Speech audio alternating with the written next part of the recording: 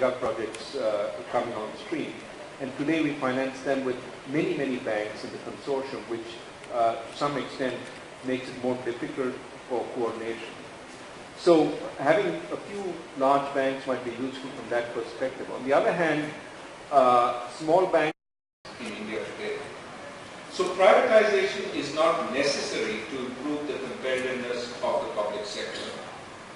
But a change in governance, management, and operational and compensation flexibility are almost surely needed in India to improve the functioning of most public sector banks, as the Dr. P.J. Nair Commission just reiterated.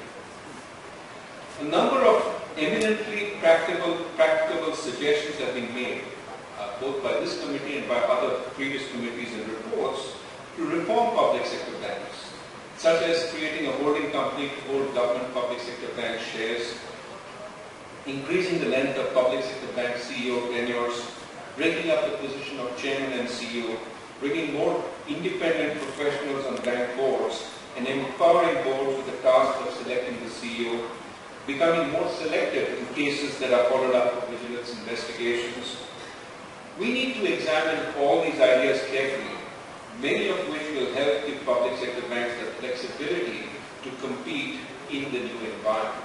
Believe me, the new environment is going to get significantly more competitive, and status quo is not an option.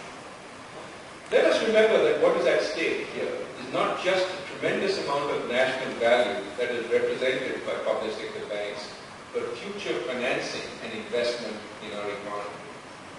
If public sector banks become more competitive, and especially if they do so by distancing themselves from the influence of the government without sacrificing their public character, they will be able to raise money much more easily from public markets. Indeed, the better performers will be able to raise more, unlike the current situation where worse performers have a greater call on the public purse. Competition will improve efficiency, and the second grand bargain